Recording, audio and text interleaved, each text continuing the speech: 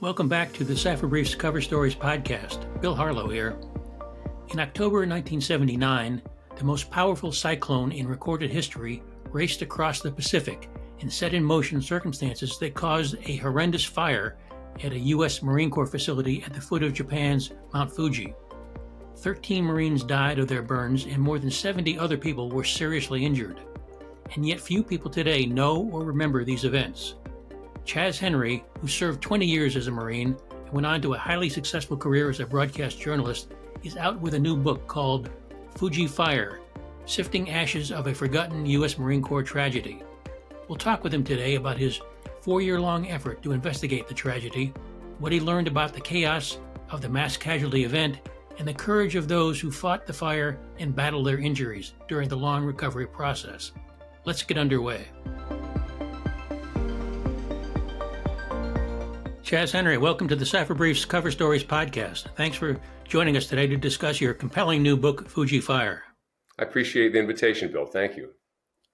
Before we explore in depth the reporting that you did on some tragic and too often forgotten events from 1979, I wanted to set the stage a little bit by asking you to give us a bit of your own biography because it makes you the perfect person to write this book. So if you could start by telling us a little bit about your Marine Corps career. Sure. So I have had a career in the Marine Corps and a career in journalism, and they've intertwined. I actually began working in radio when I was 13 years old in Northern California, and some of that included doing newscasts. I enlisted in the Marine Corps when I was 17, went on active duty at 18 as a journalist, and I wrote for the Marine Corps newspapers and traveled around Asia, East Africa, Australia, doing that for my first tour based out of Hawaii. Then I was transferred to Camp Lejeune, North Carolina, with 2nd Marine Division, spent some time in Central America. At a certain point, I was selected to become a warrant officer and went to the Officers Basic School, and then had the envious assignment, according to all my classmates, of going to Hollywood, where I worked with the motion picture industry on behalf of the Marine Corps, trying to encourage positive portrayals of Marines in movies and TV shows. From there, the Marine Corps allowed me to finish my undergraduate degree. I started going to college at night as a young Marine, and was finally at a point where was within accomplishment distance of the bachelor's degree. And so they sent me to USC, and I went to the film school there. From there, they assigned me to Washington, D.C., and I produced a half-hour weekly television program for the Navy Department, Navy News This Week it was called at the time.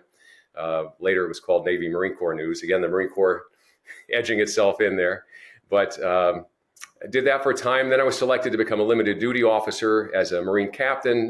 Went to Quantico as a deputy director of the Audiovisual Center. And that concluded my Marine Corps career on active duty. From there, I went to graduate school at Georgetown, the School of Foreign Service, anticipating that I wanted to become a reporter and focus on security issues. Sometime later, I applied for a job at the All News radio station in Washington, D.C., WTOP. This was a month before 9/11.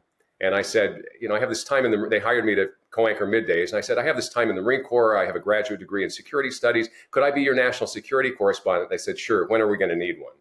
And then 1 month later, 9/11 happened. And then that's all I did. And went on to do that at a number of radio and TV outlets in the Washington, D.C. area. And retired from that in the end of 2019. My last hurrah was going to Germany and doing a half-hour documentary for the Westwood One radio network on the 30th anniversary of the fall of the Berlin Wall. Then I came home, convinced my wife to retire, and I said, we're gonna travel. We're gonna have a lot of leisure travel. And of course, this is the beginning of 2020, and that was poorly timed. So I was looking for something to do, and that's what led me to fall into this project we'll discuss today. Okay, well, what exactly triggered you into this particular project and the events surrounding the Fuji Fire that caused you to eventually end up writing this book? Well, I'd been medically retired from the Marine Corps. I had some genetic issues that eventually required me to have a liver and kidney transplant. Went exceptionally well. That was in 2007. But in the context of the pandemic, I had to be careful about being out and about. So I was at home. I was bored. I was posting photos on Facebook, and one of them was a photo of me in 1978 as a young Marine corporal training at Camp Fuji. And I mentioned just in passing, this was about a year before the big fire there. And then I was shocked at the number of people who responded, particularly fellow Marines, asking what fire. And it had been a kick in the gut around the Marine Corps to those of us who knew the camp at the time when it happened. And it just shocked me that people weren't aware, and many people weren't aware. Similarly, I was embarrassed when a friend of mine, who I'd known since 1981, responded to that Facebook post and said, I escaped from one of those huts on fire. And I had never known that. I'd known this guy, we met 2 years after that incident. I'd never known he'd been involved. And so I thought, I'm looking for something to do to be productive. And so I said, well, I'll start doing a bit of research into this. And I'm thinking that maybe I would do a podcast. This was the initial thought.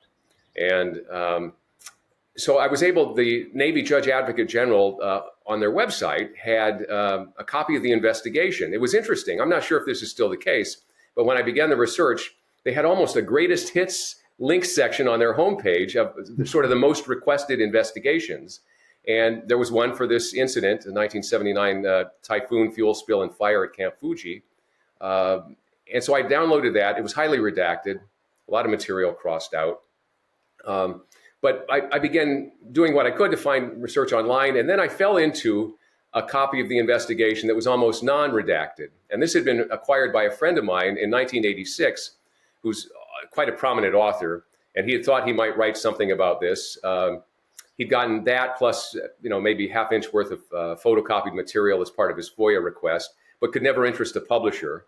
That was still sitting in the study of his ranch up in Colorado. He sent it to me and said, maybe this will help. And between the two investigation copies, I was able to create a page-by-page reconstruction without redaction. And what that allowed me to do was find names of people who had been involved. My first year and a half were basically spending a lot of money on postage stamps and using search engines to try to find people with that name who might be about the correct age. And that's, I never would have imagined this would have turned into a 4-year, 2-continent investigation, interviewing more than 130 people.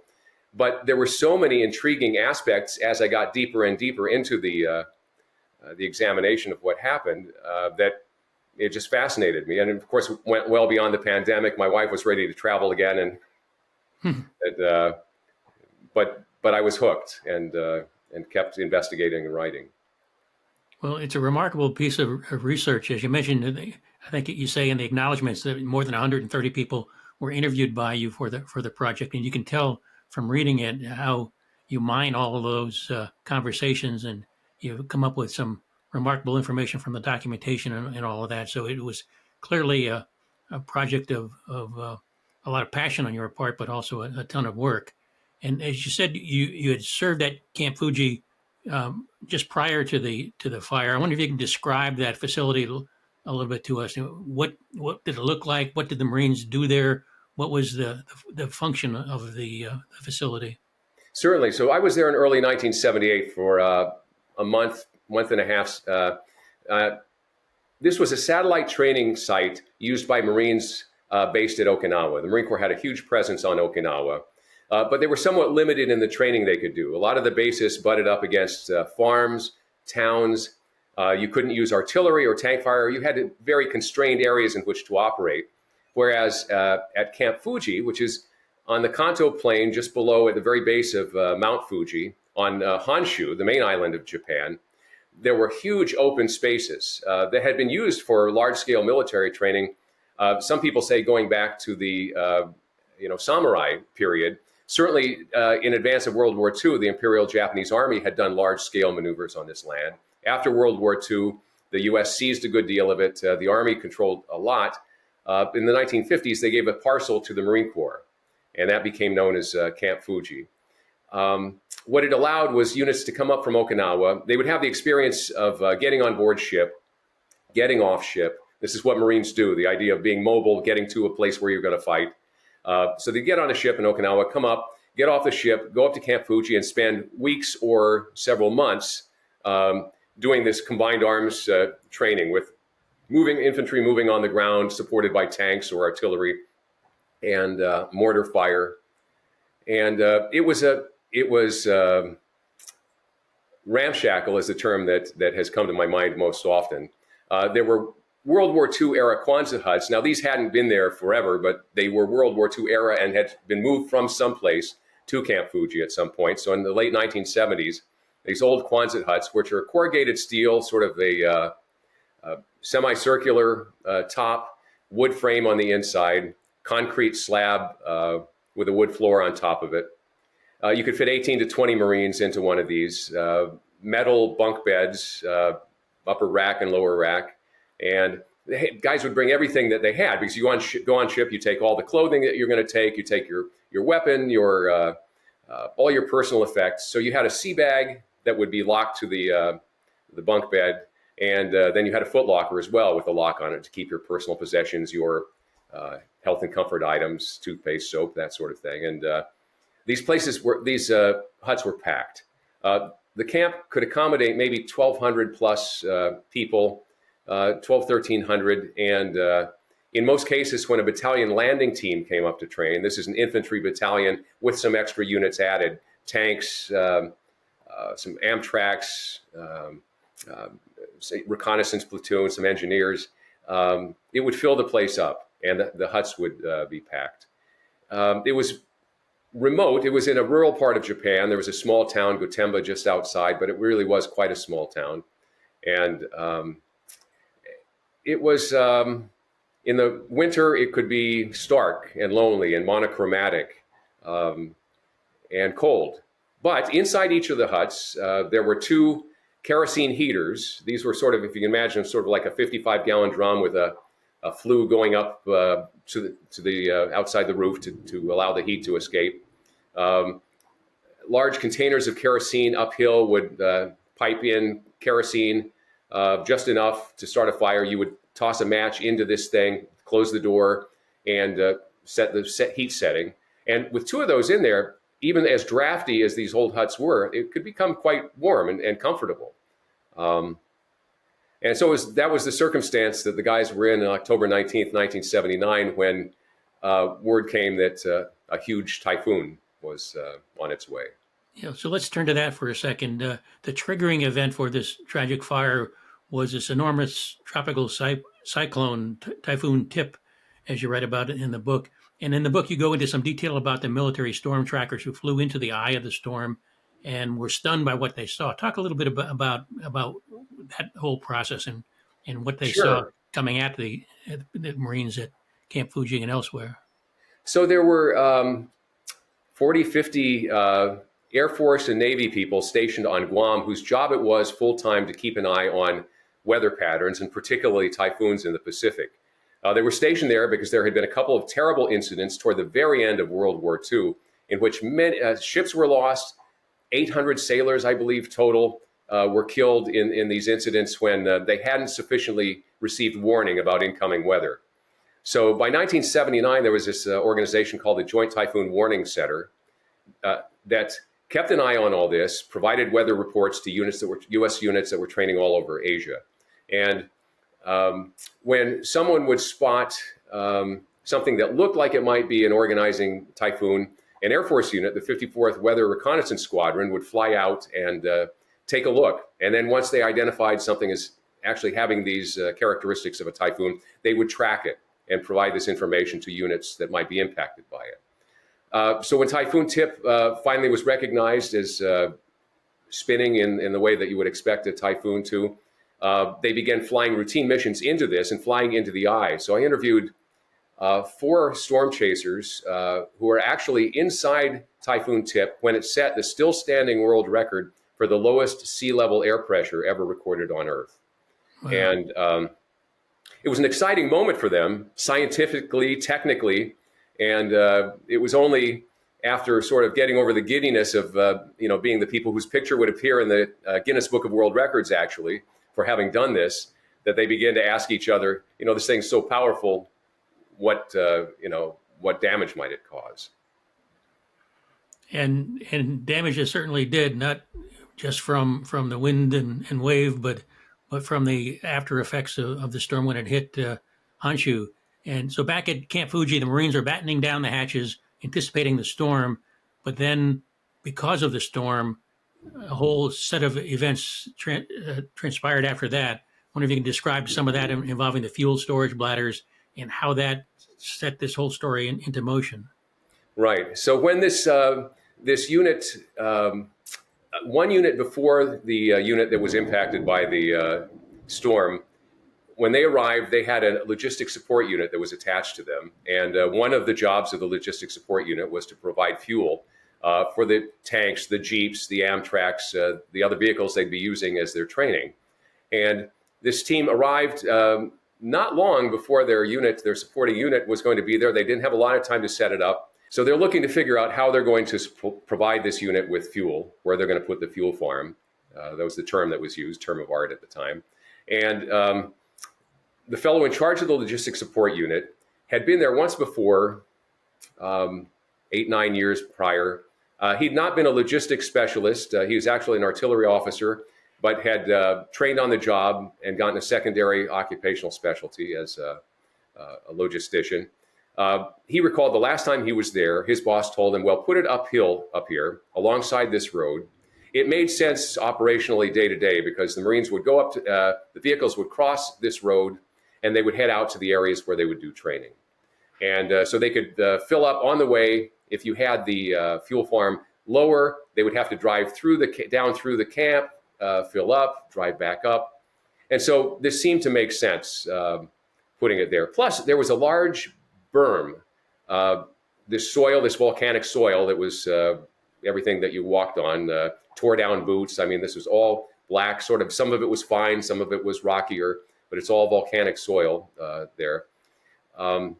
They had put a berm up, maybe 10 feet tall, 15 feet side to side, and it ran 450 feet long. And the thought was, if we have a spill out of the bladders that we've set up here, these rubberized fabric bladders, this berm will keep it from flowing downhill, and we'll be able to gather the what might have been leaked. So those have been put in place, and absent the storm, probably that would have worked fine. But when Typhoon Tip hit, in 1 hour they received, in a single day they received more rain than they received in a typical month of October. And similarly, in 1 hour they received 2 or 3 inches. So a lot of water built up uphill of the camp behind this berm, and eventually it created a breach. And 10, 15 feet long, the water breached and flowed down into the camp. This was all on, the camp had to be tiered because of the sloping terrain. So there were 4 or 5 places at which there were 3 or 4 foot retaining walls that had been built. I remember being in the camp, you would walk for a while and then you have to sort of jump up this next retaining wall. And if you're going all the way to the top, you do that 3 or 4 times. So the water starts flowing down and it's flooding into the huts. The huts, I mentioned this sort of ramshackle construction. The doors were not what you would think of as a door. They were really just sort of pieces of plywood that had been painted and some hinges put on them. And the guys had secured the huts because, of course, the heavy winds from the typhoon, they're thinking about typhoon prevention. We need to weather the storm. And so some places people had nailed wood over the door. People had pushed wall lockers on the inside up against the doors. In a couple of instances, a padlock had been put in the hasp of the door to keep it from blowing open by the wind. And so this was a situation that people were in when the fuel bladder that held gasoline, there were 3 fuel bladders up above, one with jet fuel that was not connected by hoses because they were not using aviation support at the time, another one with diesel, and another one with gasoline. The bladders with gasoline and diesel were hooked by hoses to 1.5 ton pumps that were sitting on top of the berm, the long berm. Well, with all this water flowing through the breach in the berm, the water lifts up the gasoline bladder and it sort of floats into this rapids that's going through this. All the water that's behind the berm is going through this opening in the breach, and it carries the gasoline bladder. The hoses remain attached and pull one of the pumps down into that same breach. And the pumps had angle iron bases, very sharp edges. One of those sharp edges slit a 5-foot rip in the gasoline fuel bladder, and 5,500 gallons of gasoline from that bladder then began flowing downhill, of course, floating on top of the water. It's lighter than water. And it floated down into those huts, which were already flooded by water. Vapors from the gasoline rose. It might have been ignited by a cigarette, it's possible, but the likelihood is that the vapors from the gas rose and then interacted with the flames of the open flame kerosene heaters and created the whoof that people may sort of relate to with an incident on your barbecue grill, a little too much lighter fluid, but this is inside a contained space and on a large scale. And it happened in one, shortly after happened in another. And then because gasoline was being thrown up in the air, these beads of gasoline, they also ignited. So there was flame in the air that came down to the earth, the ignited gasoline that was flowing. And so you had rivers of fire and then curtains of flame, 10 or 15 feet high, rising from the ground and moving as it's burning, as it's moving on top of the water that's moving inevitably downhill. And as that moved, then other huts were threatened. And in some cases, and because everyone's riding out the storm, it's very noisy. Most people are unaware of this. In some cases, if somebody saw something further downhill, they might have had time to turn off their kerosene heaters in the huts. Many people didn't. And over the course of 15, 20, 25 minutes, people became aware and people started leaving. But those that were hurt earliest were those in those first huts, and one company, weapons company, 2nd Battalion, 4th Marines, was hit really hard among those huts that were first ignited, and guys ran out into the flames. And so resulting from that, Marines were running around trying to save their buddies, trying to put out the flames, and chaos has ensued all in the middle of an ongoing typhoon. So it had to be one of the most chaotic situations you can imagine. Very stressful for the guys going through it, even those who weren't burned. It took a while. Those who weren't burned were inclined to help their buddies, but a lot of that was inefficient to start with. As everybody's, what do we do? I want to do something, but it took a while to organize that response. Eventually, they started sending people who were not burned downhill to a hangar, an open hangar that they could rally in significantly away from where the fire was taking place. But it took a long time to create an effective response because, one, as you note, the typhoon's still going on. It's still loud. Visibility is bad because of rain and now smoke and fire. And people are trying to do what they can. Helicopters can't fly. Typically, you would call an air support immediately to evacuate these people. No helicopters are flying because of the typhoon. The conditions just didn't allow it. And at the camp, there's one medical doctor assigned to this infantry battalion, and about 30 corpsmen, most of whom were very young, just out of, they'd gone to boot camp, they'd gone to corpsman school, and they'd gone to a course where you learn how to be a Marine, a Navy corpsman with a Marine Corps unit, field medical school, and then had been assigned to this unit. So most of them less than a year in the Navy. And they're doing what they can. The battalion aid station had one little surgical bed. It had 6 tanks of oxygen. It was just not set up for trauma response, because typically, if somebody was hurt badly, you might bring them in there, do the triage, and then you arrange to get them to a hospital quickly. What happened to the Marines is there was no pre-organized system for taking care of these people. But they were put on trucks. 10 of them were taken. So we're talking about seriously injured 40 and a few more maybe. 10 of them were taken to a Japanese Army medical clinic just across the road. It was very well equipped with doctors and nurses who had better training in trauma treatment than many others would have. But there were so many more, they ended up just taking them and dropping them off at there was one hospital there. It was really more of a clinic, and then doctors' offices that did have a few beds. And the people there did what they could. They used up all their trauma equipment, their supplies. And they were also dealing with people who would come to them because of having been hurt in the typhoon. So not only are they not that well prepared for trauma, but they're overwhelmed. And Um, so that was difficult. It was probably 10 or 15 hours from the time the fire started and the first people were burned, before helicopters could actually come in and take them to a U.S. Air Force hospital, perhaps a half-hour flight away.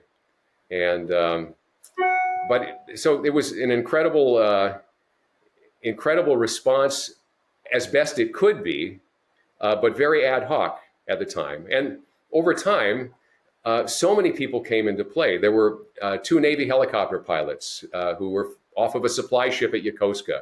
While the supply ship was in port, they were up at Atsugi Naval Air Facility doing maintenance on their helicopter.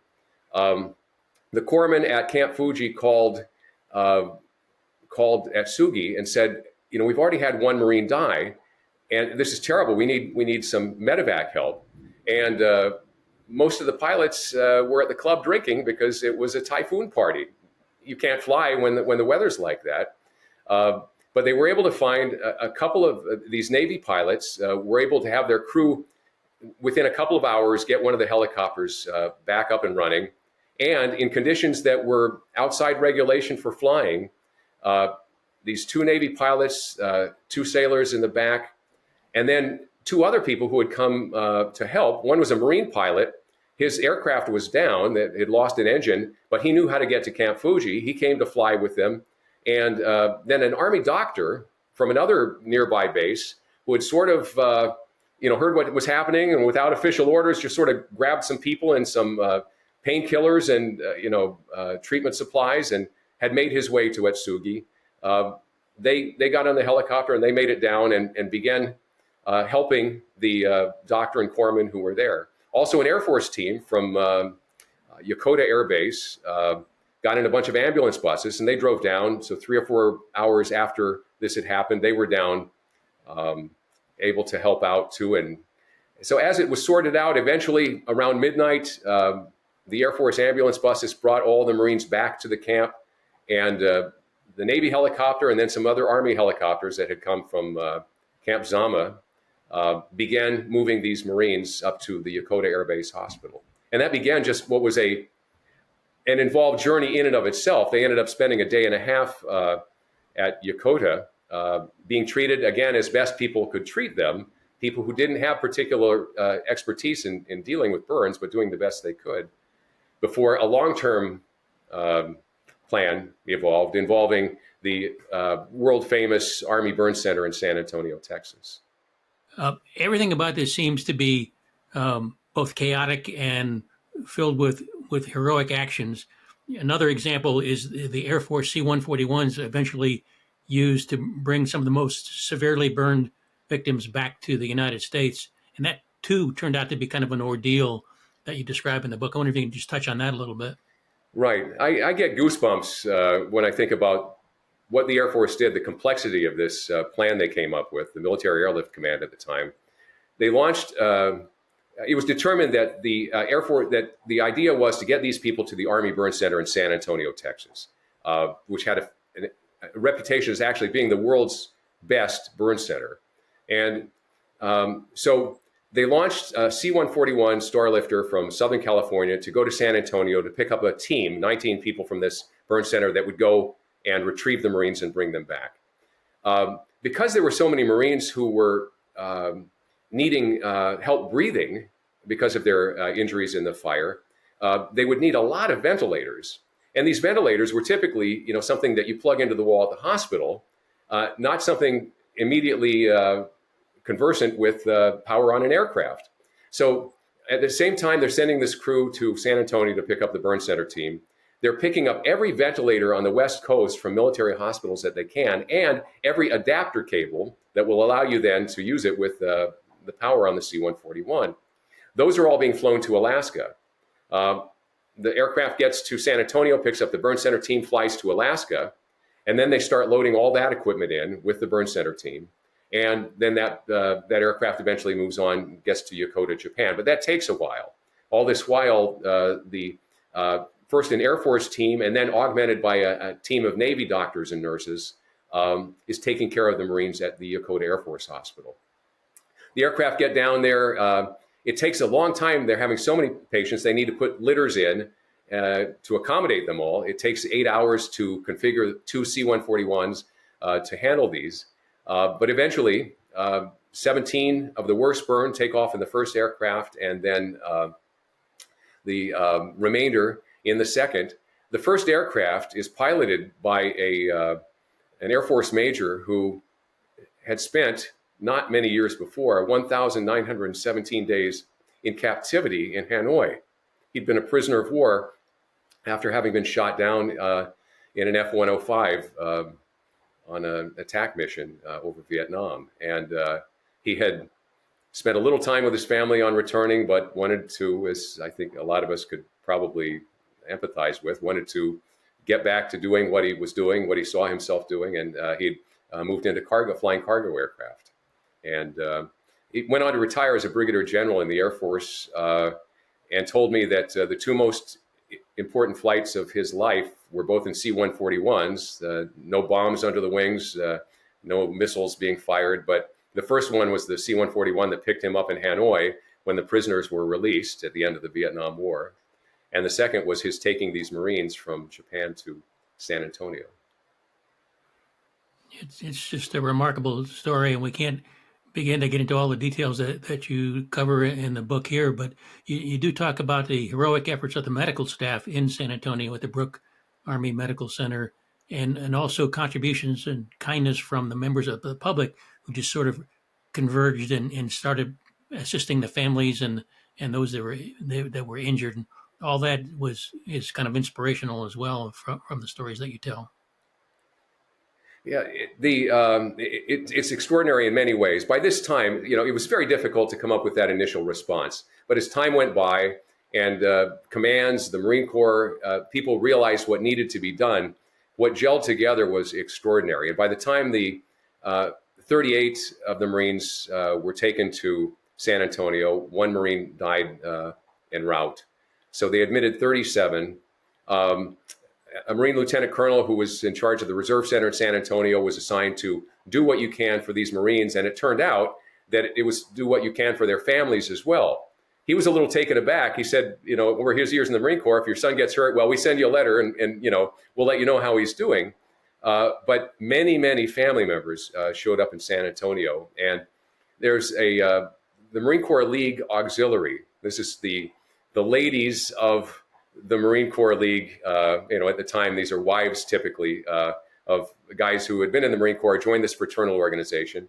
But they had quite a fundraiser down there. They had a deal with local department stores where they would, the department stores would donate fabrics and curtains, and these people could sell them, and the money would go into the charity, and they'd come up with ways to help Marines and Marine Corps families. And so they had about $13,000, this is 1979, in their kitty at that time. And they spent all that money helping families get down and stay with the Marines who had been hurt. Before it was over, and this went on for months and months at the hospital, they had raised what in modern terms would be $500,000. It was $115,000 in 1979 that they raised and basically gave all of it to families. They paid airfare multiple times for family members to go home and come back. They covered their lodging expenses, meals. It was just extraordinary. And then the people of San Antonio came into play. The Restaurant Association there began donating meals first to the families, so the families didn't have to leave the hospital. They could stay there. Meals would come in. Eventually, when the Marines were in a state where they needed to start eating to heal, they started getting these, massive burrito baskets, and every day people of San Antonio were offering families places to stay if they needed a place in San Antonio while they were with their son. It was just extraordinary, and that is truly inspirational. And then the way the Marines helped each other, the Marines who had been so badly hurt. One small instance, an Army nurse told me that there was a point every day at which every patient had to go into a room and they would be scrubbed, vigorously scrubbed, these very painful burn injuries. The idea was if you had a second-degree burn, it could exude this protein that would attract germs and bugs. It could be, an infection, real infection hazard. It was life-threatening. So this material had to be scraped off. It was very painful to the patients. as one Marine would be walking toward that door to have that done, being helped probably on a ventilator and with, nurses and corpsmen helping, other Marines would go and they would walk alongside up to the door just to show their support of as the Marine was going through that. One of the worst burned, Isaac Williams from Alexandria, Louisiana, was universally by Marines and the medical team said to be the one who was motivating everybody else. He literally burns over 90% of his body. And he's the one, you can do it. We've got this, asking people how they were. Just incredible inspiration. And, you look at that situation and say, could I do that? There was some unique motivation and concern for each other that, as a Marine, I found inspiring. Indeed, even for a sailor, it's inspiring. You said that one of the things that motivated you to write the book was the fact that so few people remembered the fire. Why do you think it didn't register as much as you might think on the public psyche at the time? So principally, it's because just over 2 weeks after the day of the fire, U.S. hostages were taken in Iran. And global attention, particularly American attention, just shifted completely. What little there might have been on the incident in Japan, there had been some reporting, just went away. And so America for more than a year is focused on this hostage crisis in Iran, and it was all consuming. And so there was not continuing coverage, particularly about the Marines who had been hurt, what they were going through, how they were doing, nor raising questions about, why this might have happened. Yeah, that's another interesting thing about it is that if such a thing were to happen today, you would imagine there'd be congressional hearings, lengthy military investigations, searches for somebody to blame, and very little of that happened at the time. I don't know if that was also attributable to the hostage crisis or if there's some other explanation, but it's surprising that there was so little blowback from the incident nationally. I think part of that was it was a time pre-social media, pre-email. There just weren't ways to know what was going on as quickly as we do now. That was part of it. And so because of that and the shifted attention, I don't think that questions were asked outside the Marine Corps. An investigation was done. Interestingly, the day after the fire, the Japanese Defense Facilities Administration Office did an investigation. They had investigators there. They were doing measurements. They were taking photos, and I was able to get and have translated that investigation, and it was really quite impressively thorough.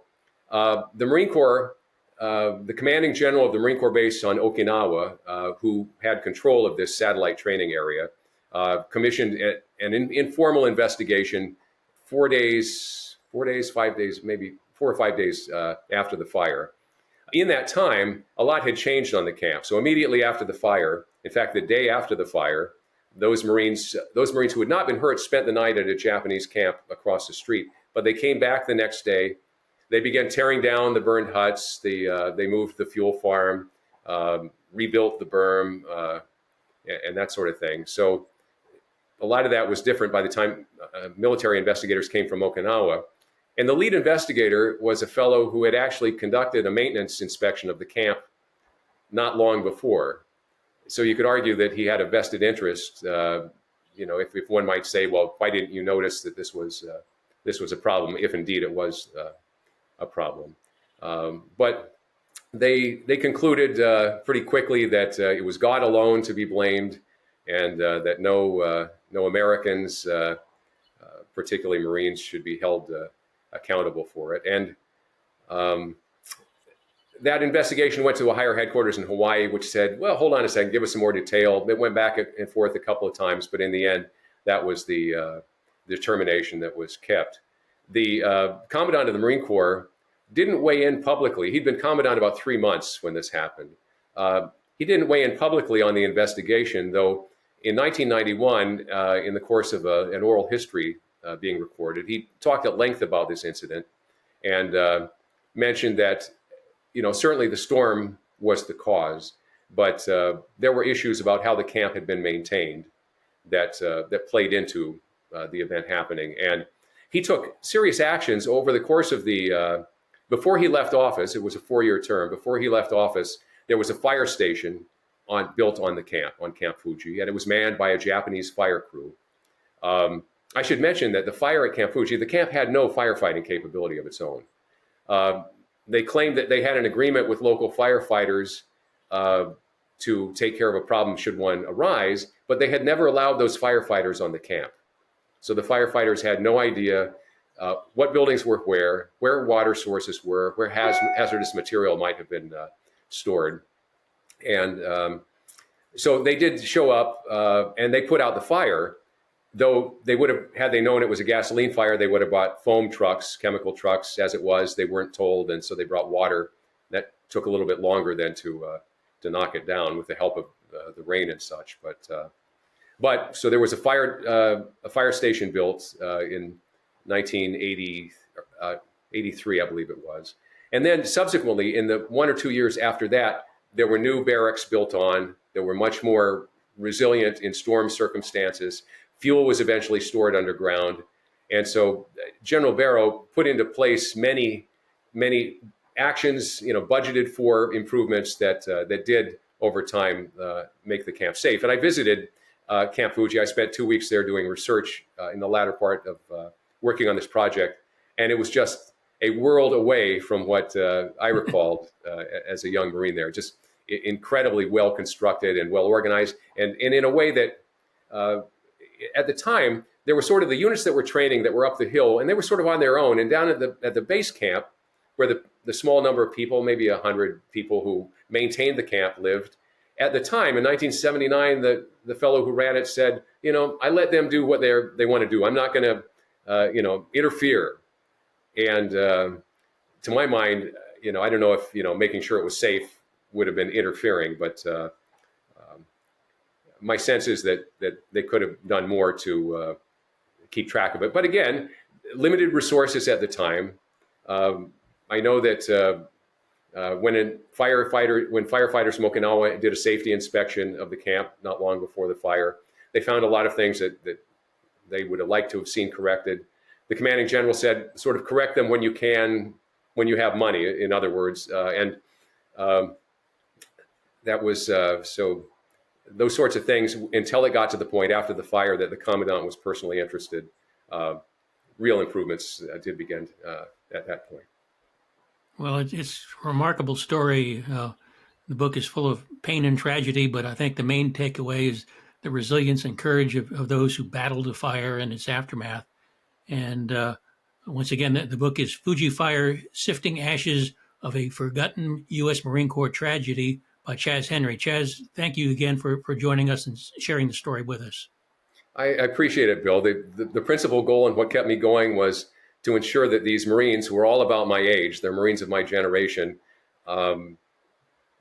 had at least the understanding that people would know what they had gone through. I received an email the other day from a Marine who said, because it's never mentioned in any Marine Corps histories I've read, it makes us feel sort of ashamed, asking themselves, did we do something wrong? And, it was a period of time between wars. Not a lot of attention was paid to the military, and I feel that it was worthwhile to help fill this gap in our history. It's certainly an excellent contribution to filling that gap, and we thank you for doing it. Thank you.